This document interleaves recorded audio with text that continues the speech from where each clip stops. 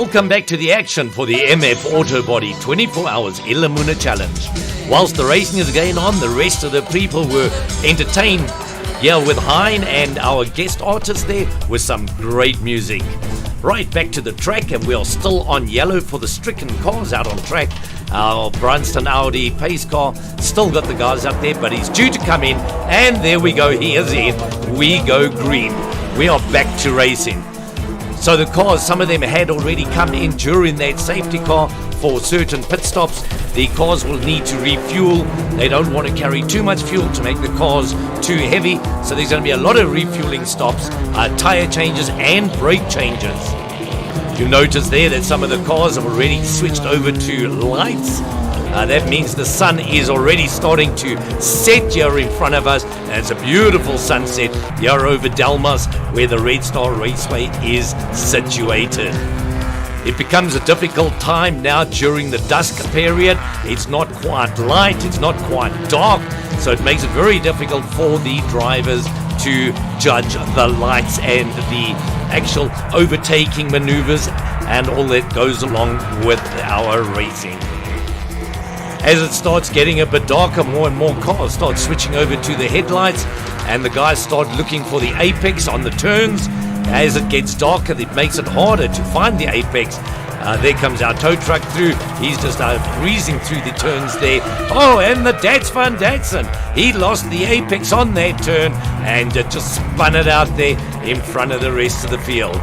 He should be able to get up and going once again. The cars now on full-on brights. These cars all allowed their normal lights plus 2 extra high beam spotlights, most of them running on the LEDs. All the cars also are fitted with certain screens on the back windscreen which does not allow the bright lights to reflect in their rearview mirrors. N van Dijk 120, that's the N van Dijk Cheetah team coming through in the 120. Some nice action, the Mazda MX-5. There's the Wealth Group's Polo, the 044, the Lamunas. Listen to the sound of that E46 BMW there of the Creative Inc. Yeah, it's still on the go, still hunting them down is the Blitz Patrolli.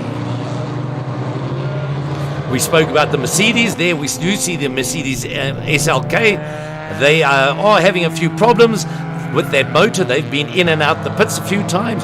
Let's just hope they can get the reliability from that Mercedes. As it gets darker, the apex of the turns seem to be fading from a lot of the drivers. This is where the drivers will need to start saying, guys, the day is almost done.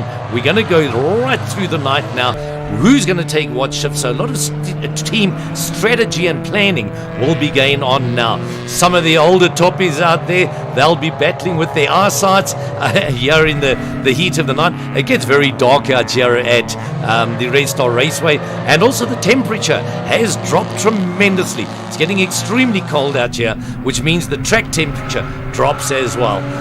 There's the Shai Moto BMW coming through, and they have a 15-year-old driving in their team by the name of Rushan Goodman. I do know that the team is also made up by team captain Ishmael Peck. He is the captain. They also have our lady driver, Fabian Lanz. She is a South African karting champion. Oh, what have we got there? Somebody running it wide and running right up into the dirt. Also part of that Shai Motor team, just to go back and finish that off, is Dumi Mazabuko. He's one of the drivers, and he took a late night shift in this race. He reckoned he's one of the younger ones and can still see well at night. You see a beautiful sunset over the Red Star Raceway, the glitter of the lights going around the track. It makes it difficult for us to pick up the cars now. The music is still going in the background there. The crowds are being well entertained here. The whole organization of this MF Autobody 24-hour Luma race is so professional and so well done.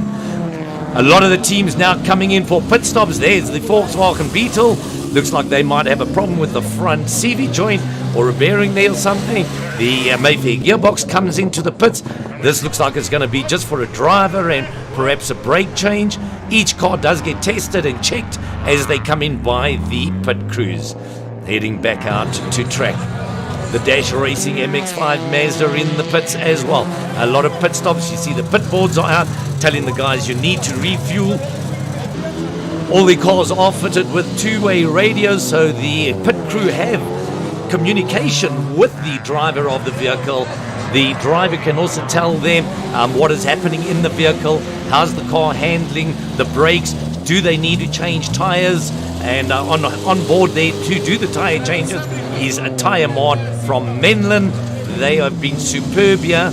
A lot of the cars will go through at least 8 or 10 pit stops, changing at least anything between 8 and 10 sets of tires, anything from 6 to 8 sets of brake pads, and obviously the fuel and driver changes.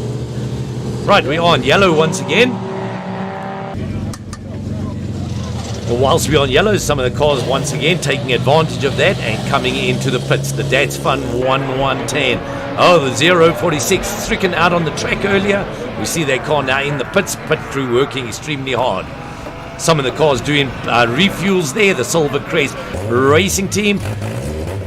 The MF Autobody got their car over there sorted out. They are back out on track. That's just straight from a refuel and heading out towards the track. We're getting well into the evening now. We still got a long way to go. We told you earlier, finish time at 15:42. A lot of mechanical repairs going on with these cars. The number 9 there we see on the back of the low bed being brought into the pits. We know that the 247 Shai Emoto car has seized a back left-hand bearing, and they will come in for an hour pit stop as well.